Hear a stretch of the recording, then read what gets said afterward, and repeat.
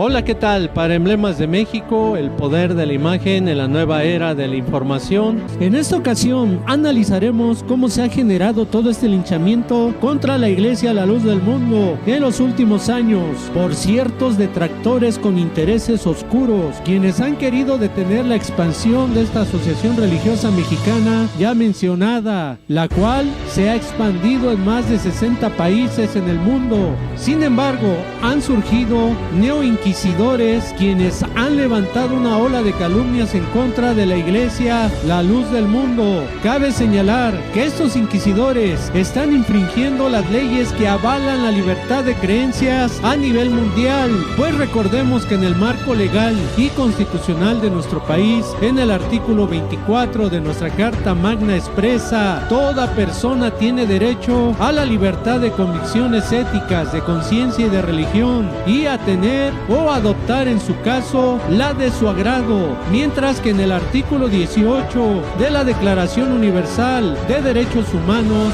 de la Organización de las Naciones Unidas asegura que todos tenemos derecho a nuestras propias creencias, a tener una religión, a no tener ninguna o a cambiarla. Hace unos días sucedieron actos de violencia contra miembros y templos de la Iglesia La Luz del Mundo, ubicados en las ciudades de Houston, Texas y Nevada, en los Estados Unidos. Hechos de agresión contra esta asociación religiosa mexicana, violencia que ha sido propiciada por la desinformación de algunos medios de comunicación, los cuales han generado toda esta intolerancia religiosa, tanto en México y en los Estados Unidos. En esta ocasión haremos una revisión y una introspectiva de cómo y cuándo dio inicio todo este linchamiento contra la Iglesia, la luz del mundo. En el año de 1997 fue cuando inició toda esta intolerancia religiosa que se dio aquí en el país, y sobre todo con esta iglesia mexicana,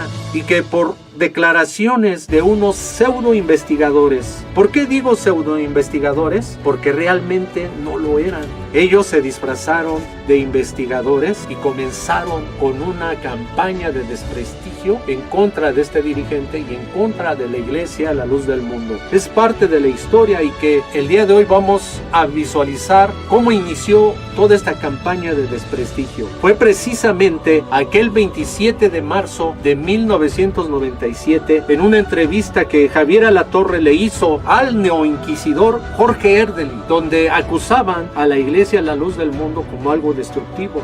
¿Por qué? Porque ellos se agarraron de algo que ocurrió allá en California, llamada la Puerta del Cielo, donde se suicidaron 39 miembros en Rancho Santa Fe. De ahí esta persona agarró para empezar a atacar a la iglesia ya mencionada. De ahí comenzó toda esta campaña de desprestigio. Jorge Erdely, Hugo Elizalde y otras personas más empezaron a apabullar a la iglesia en los medios de comunicación. Toda esta historia es importante aclarar. Ese huracán que se vino de intolerancia religiosa en el año de 1997, surgió esta intolerancia en el país y empezaron los medios de comunicación a atacar a esta iglesia mexicana. Todas estas difamaciones se fueron agravando porque empezaron a hacerle bullying a los niños en las escuelas, a las mujeres de la iglesia les hacían también bullying en sus trabajos, a miembros de la iglesia en sus trabajos se burlaban de ellos, los criticaban. Eso es lo que causa la intolerancia religiosa, y aún en nuestro país en ese año comenzó una campaña de desprestigio a través de los medios de comunicación. Quiero también presentar un libro el cual un servidor junto con mi hermano realizamos referente a todo este movimiento que hubo de la intolerancia religiosa contra la iglesia ya mencionada, La Luz del Mundo. En este libro nosotros detallamos cómo se dio toda esta intolerancia religiosa en nuestro país.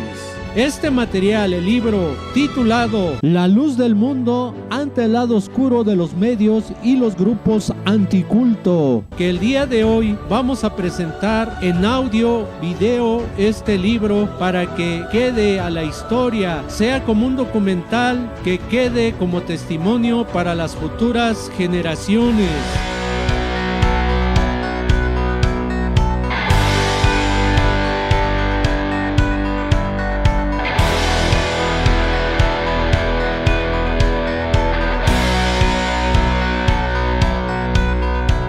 crónica de un trato inquisitorial e intolerante. Antes de iniciar el relato cronológico, sería pertinente esclarecer por qué se considera el trato recibido como inquisitorial. La palabra inquisitorial se deriva del verbo inquirir, que significa tratar de llegar al conocimiento de una cosa, especialmente a través de preguntas, lo cual no es dañino en sí. El perjuicio comienza cuando existe un prejuicio previo, cuando la sospecha es tan insistente que las preguntas no terminan hasta llegar a obtener la respuesta deseada o la confirmación de la sospecha, lo cual tiene sesgos muy negativos, como los vividos por muchas personas disidentes de una idea o de la religión durante los periodos históricos conocidos como del Santo Oficio de la Inquisición, para detectar herejes, brujos y enemigos de la Iglesia preponderante. La Inquisición en varios países mató a muchos hombres y mujeres simplemente por sospechas y acusaciones secretas ocasionadas por venganza o por envidia. La Inquisición también torturó y despojó de bienes a los acusados. Ya dilucidado el término, entremos en materia. A partir del 27 de marzo de 1997, la Iglesia La Luz del Mundo fue objeto de un ataque pertinaz y sistemático a través de diversos medios de comunicación, lo que hizo pensar en la existencia de un complot orquestado por sectores intolerantes cuyas caras visibles fueron dos pseudo-investigadores que decíanse académicos, quienes resultaron ser ministros de culto de una asociación religiosa denominada México Nuevo.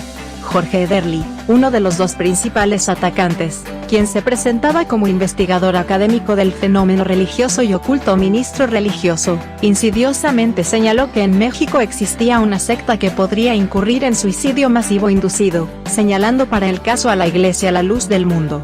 Ederly fue entrevistado en el noticiero llamado Hechos, de la cadena Televisión Azteca, aprovechando que se había dado una noticia acontecida en San Diego, California, Estados Unidos, acerca de un suicidio colectivo de un grupo religioso de pocos integrantes, quienes pensaron que una nave espacial pasaría detrás del cometa Hale-Bopp, y se los llevaría a su siguiente nivel evolutivo. La noticia de ese acontecimiento se dio el 26 de marzo de 1997. Al día siguiente Jorge Ederly acudió al noticiero Hechos para denunciar la posibilidad de que La Luz del Mundo hiciera lo mismo. Al otro día volvió a acudir Jorge Ederly a Televisión Azteca, esta vez a uno de los programas matutinos de esa cadena televisora, cuyo principal conductor era Pablo Latapí Ortega. En esta ocasión presentaron un video, con audio deficiente. Los entrevistadores iban con la consigna de obtener la respuesta deseada, de tal manera que presionaron hasta forzar la lealtad o obediencia al líder y así conseguir lo que llevaban en mente. Luego determinaron con carácter probabilístico el posible suicidio colectivo, sin nada de ciencia de por medio, pues una muestra probabilística requiere de ciertas características que no se cumplieron, pero que de todos modos utilizaron para atacar a la Iglesia por esa respuesta forzada.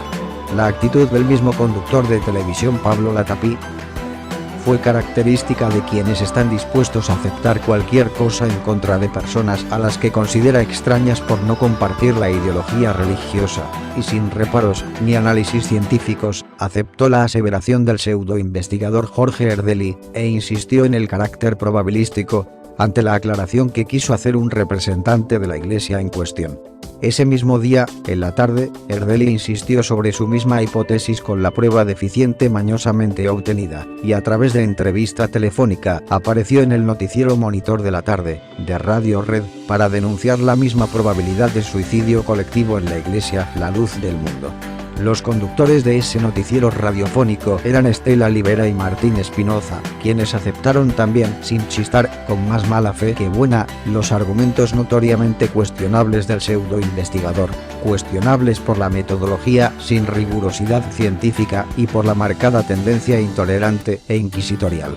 Solo Ramón Piezarru García, invitado en esa ocasión a una mesa de trabajo en dicho noticiero, detectó el carácter petulante, fanático, dogmático, portador de teas contra herejes, pastor de culto oculto y disfrazado de académico investigador Jorge Ederly. Este ministro religioso disfrazado de académico e investigador del fenómeno religioso, había descalificado en su intervención a diversas asociaciones religiosas, y había insistido acerca de la potencialidad suicida de la Iglesia La Luz del Mundo. Con sus palabras y juicio arbitrario se había mostrado como poseedor de la verdad, y en contra de diversas prácticas de culto orientalistas, del New Age y pentecostalistas, aunque no pareció así a los titulares del noticiero, quienes lo defendieron enfáticamente del certero juicio de Piezarro García. Años después, con el caso de los niños desaparecidos de la Casa Hogar Casitas del Sur, administrados por religiosos seguidores de Jorge Ardeli, se descubrió la realidad de este pseudo-investigador que les tomó el pelo a muchos periodistas. 15 menores fueron sustraídos de la Casa Hogar Casitas del Sur, y de otros centros de asistencia como CAIFAC y La Casita.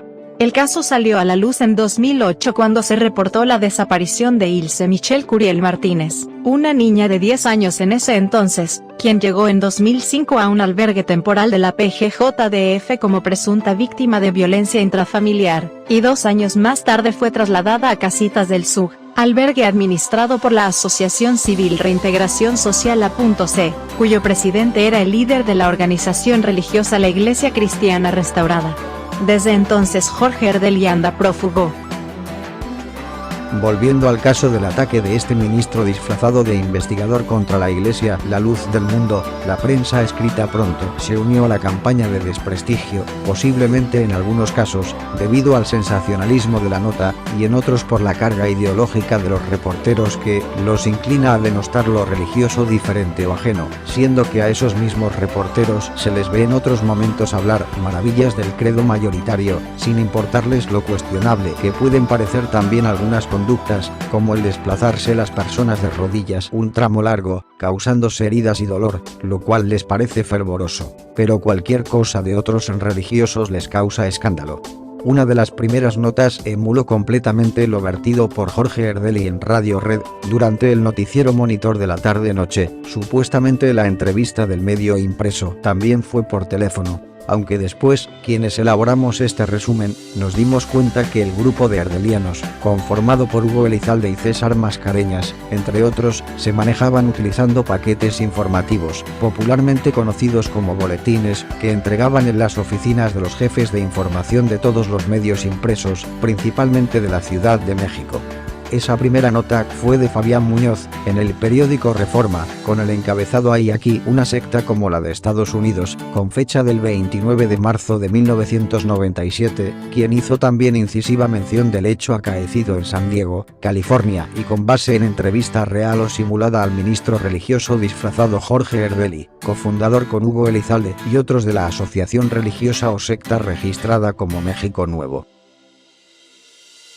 Es muy común que las declaraciones de algún funcionario público reciban un trato de multiplicación por parte de los comunicadores, pero es muy raro que un reportaje o una entrevista especializada sean multiplicados, seguida o instantáneamente. Sin embargo, las declaraciones de Jorge Ardeli en Hechos y después en Hola México, de Televisión Azteca, recibieron ese trato excepcional.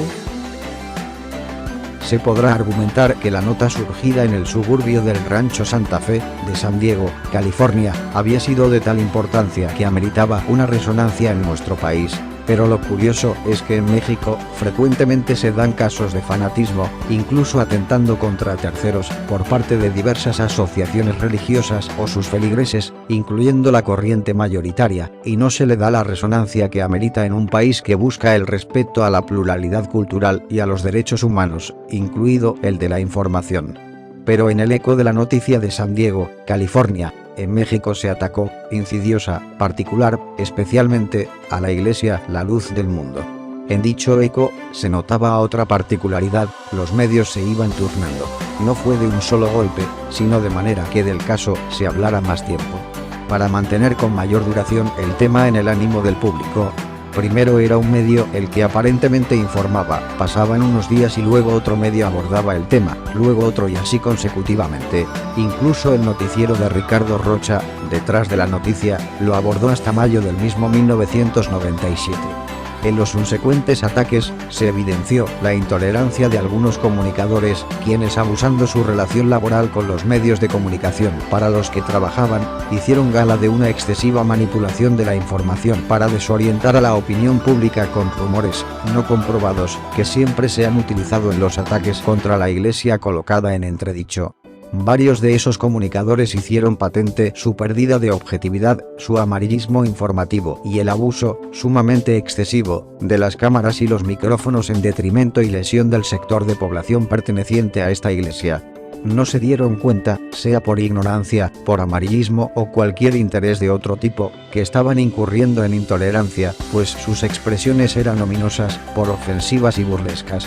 Incluso se negaron a otorgar el derecho de réplica, aduciendo que solo la darían al acusado. Cuando se llegó a esa situación, y no a ningún representante, se obstaculizó en todo momento la presentación de defensa en las mismas condiciones. Tal fue el caso de Radio Educación y Radio 13, en la capital mexicana. Mientras tanto, Jorge Ardely, con su mismo camuflaje de investigador, continuó su labor. Así, el 2 de abril de 1997 de nueva cuenta se otorgó espacio a Jorge Ardely en el noticiero Monitor de la Tarde, conducido por Estela Libera y Martín Espinosa. Presentó otra vez la misma hipótesis del suicidio colectivo contra la Iglesia, la luz del mundo. Acusaciones basadas en supuestos y condiciones azarosas. En esta ocasión se encontraban presentes como comentaristas y analistas, los articulistas Sara Sefcovic y Rafael Loret de Mola. Ardely mereció las mismas consideraciones y descalificaciones que le había hecho Ramón Pizarro García, ahora por Sara Sefcovic, mientras Loret de Mola se encasillaba en la antigua opinión, muy generalizada en décadas anteriores, de que los nuevos movimientos religiosos son avanzada de penetración extranjera, esto para denostar y descalificar a las que llamó sectas. En esta ocasión Estela Libera hizo aflorar su idiosincrasia religiosa, y junto con Loret de Mola debatieron fuertemente con Sara Sefcovic, incluso en el intermedio de avisos comerciales, según después todos ellos lo comentaron públicamente al aire. Seguramente varios de quienes escucharon esa sesión radiofónica opinarían que Sara Sefcovic fue quien finalmente vertió los comentarios más ecuánimes. Al poco tiempo, Estela Libera dejaría las filas de Radio Red para engrosar el equipo de Ricardo Rocha, dejando a su paso muestras palpables de su intolerancia. El 4 de abril de 1997, en Hechos Matutino, dentro del espacio conducido por Pablo Latapí, se presentó la anunciada prueba que supuestamente validaría las declaraciones de Ardely. Durante la presentación del entre comillas testimonio videograbado para apoyar la tesis de Jorge Ardely, pues la primera vez el audio estuvo defectuoso, el conductor del programa, Pablo Latapí, se manifestó notoriamente partidario y defensor de la contundencia de la prueba, exhibiendo entonces su arbitrariedad, su inflexibilidad, su cuadratura y hasta irracionalidad, al aceptar sin cuestionamientos una prueba que adolecía de todos los requisitos académicos de una investigación formal, y la rigurosidad que cualquier metodología que se precie de ser científica exige, lo cual seguramente solo fue detectado por el público televidente experimentado en la investigación social, que realmente serían los muy pocos. El ministro de culto, disfrazado de investigador académico, intentó inducir en el televidente, con aprobación del comunicador, una conclusión estadística de 4 a 1 utilizando una aparente muestra que no cumplía los requerimientos de ser muestra, pues una muestra se elige intentando conformarla de las diferentes clases sociales, edades, culturales, género, y otras características personales de quienes integran la comunidad de esta iglesia, además de haber sido una muestra a la que se le indujo la respuesta de manera forzada, para que la supuesta investigación arrojara los resultados que se deseaban obtener. Esto científicamente es manipulación total de la prueba para validar o comprobar, obligadamente, una hipótesis, deseando convertirla en tesis a fuerza, y presuponer una conducta irreal e infundada como factible y verosímil. Esta situación invalidaba la prueba automáticamente, pero para el conductor resultó válida y así influyó además en el público. Veamos cómo estuvo. Y antes de contestarme esta pregunta, ¿verdad? Esta va a ser una pregunta más bien de dos, una pregunta de dos. ¿Okay? Y primeramente, supongamos que Dios le revela al hermano Samuel, que le revela al hermano Samuel que ha llegado el tiempo de que usted es una presencia del Señor. Entonces, y por supuesto, para lograr eso, usted tendría que cometer suicidio. ¿Se suicidaría usted si el hermano Samuel se lo pidiera, porque así fue como yo lo logró? Primeramente, sería lo más ilógico que pidiera. La primera respuesta fue, eso sería lo más ilógico que pidiera. Vamos a decirlo concreto, ¿no? Sí. Sería lógico que él pidiera eso, porque precisamente si vemos que incluso Satanás se negó a Cristo, le dijo, órate, ¿verdad? Porque era lo que buscaba. Dice la misma escritura, dice, porque él mandaba a los ángeles para que pidieran los pies de un dedo. Era el texto que Satanás sacaba, ¿verdad? Pero el propósito de Satanás era precisamente hacer caer a Cristo, ¿verdad? Es una tentativa a Dios. Sí. Ahora, para nosotros la enseñanza nos dice, el suicidio es pecado. Sí. La segunda respuesta corrobora la primera y aporta testimonio bíblico y señala, para nosotros el suicidio es pecado. Está enseñado como pecado, puesto que está atentando en contra de las leyes de Dios. Sí, las leyes de Dios. Él responde tanto, sería el último que él pudiera hacer. Pero supongamos que ya llegó al último, supongamos, nomás es un software, la pregunta es, normalmente, ¿obedecería usted o no? Suponiendo que así fuera, Sí, suponiendo que sí lo haría. Usted lo haría, usted lo pediría. Sí. ¿Usted no? ¿Lo haría? Una suposición, no sé. No más, no decimos que lo va a lograr, mañana va a decir eso, no, Claro. pero mi pregunta es, ¿usted haría, usted cometería suicidio, es decir, hermanos, de seguridad? Sí, suponiendo ¿Sí, usted? Suponiendo que sí, si él me lo pidiera, yo sí lo haría. ¿Usted no? Para empezar, ¿verdad? Sí. Como dice Salvador, Sí. pero si nos enseña una cosa, como decir lo contrario, ¿verdad? Sí. Pero es una idea muy, como le diré, a cierto punto, ¿verdad? Como tú me puedes decirlo, social o muy ilógica más que todo. Yo sé. Porque los humanos, la verdad, no, yo nunca lo he pensado, o sea, ¿por qué? ¿Y para qué le contesto sí o no? La verdad no sé. No sabe. No sé. Le agradezco su honestidad. Los hermanos también fueron honestos, ¿verdad? El entrevistador insistió en la pregunta, forzando la lealtad al líder, y consiguió lo que deseaba. De los 4, solo uno se mantuvo firme en los postulados aprendidos en la iglesia. Los otros 3 cayeron en la trampa, quizá confiados en lo que dijeron primero, de que eso no sucedería jamás. Alertó sobre la posibilidad de que una iglesia mexicana pudiera llevar a algunos de sus miembros a cometer suicidio. Esto provocó que esta iglesia, la Iglesia de Luz del Mundo, reclamara, dijera que esto no es cierto. Sin embargo, el señor Erdely dice que sustenta su preocupación de que algunos de los integrantes de esta iglesia pudieran recurrir al suicidio con base en un documento. ¿En qué consiste este documento? Bien, pues es un video que tomó un investigador en una convención de la Iglesia de la Luz del Mundo, que se llevó a cabo en la ciudad de Guadalajara en el 12 de agosto de 1995. Ahí un investigador platica con varios integrantes de esta iglesia. ¿Y por qué no lo vemos? Desafortunadamente el audio no es muy... Aquí está el video. El audio no es muy afortunado, no se alcanza a escuchar, pero si usted me permite yo le puedo ir diciendo qué es lo que pasa. Esta persona que está aquí es el investigador y estas personas que están aquí son los integrantes de la iglesia, precisamente la Luz del Mundo. Entonces él les pregunta. La pregunta literal es, supongamos que Dios le revela al hermano Samuel que ha llegado el tiempo de que usted esté en la presencia del Señor y que para lograr eso usted tendría que cometer suicidio.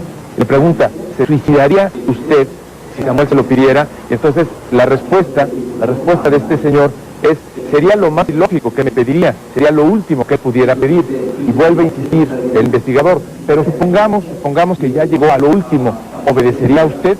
Y entonces contesta, dice, suponiendo que así fuera, yo lo haría. Sí. Y después pregunta el investigador al resto de los integrantes, ¿y ustedes lo harían? Y cada uno de ellos contesta, sí, sí lo haría. Este es el video.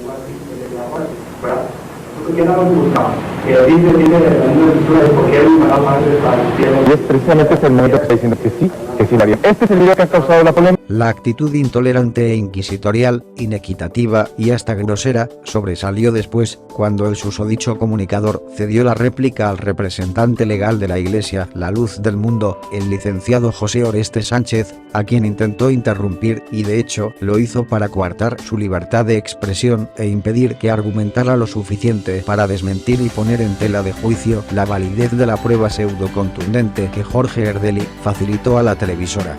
A su vez, la prueba fue obtenida por unos también sedicentes investigadores que, como Erdely, son ministros religiosos que acudieron desde California, Estados Unidos, hasta Guadalajara, México, para conseguir la anhelada muestra para atacar a la iglesia de origen mexicano. Uno de los cuales es el asiduo enemigo de la iglesia en cuestión, Luis Carlos Reyes, quien se jacta de haber logrado esta hazaña, sin avergonzarse que con ella descalifica su rol de investigador y lo coloca como empedernido religioso intolerante e inquisitorial perseguidor. El caso de Pablo Latapí, de aceptar sin chistar, no fue el único. Después sería la característica de los comunicadores, como los de Radio Educación, Radio 13, XEW Radio, Televisa, Radio Red, con excepción de Bernardo Barranco, entre otros, indicios de que aún no había sido desterrada la intolerancia religiosa en México, indicios de que el fanatismo accede fácilmente a los micrófonos y cámaras para entrar con voz e imagen a los hogares de miles y quizá millones de pobladores en México y el mundo. Las participaciones de varios comunicadores de los medios electrónicos en este episodio de ataques a la Iglesia, la luz del mundo, fueron claras muestras de fanatismo de la mayoría de ellos, los comunicadores, o al menos simple partidarismo. Hace pocos años, como Pablo Latapí, cambió residencia de Ciudad de México a Guadalajara, para encargarse de la conducción en programas locales de la misma televisora para la que ha trabajado, acudió a la colonia Hermosa Provincia para cubrir noticiosamente la Santa Convocación y se disculpó por su actitud en la etapa que hasta el momento hemos narrado y reconoció que la prueba hermeliana no era científica.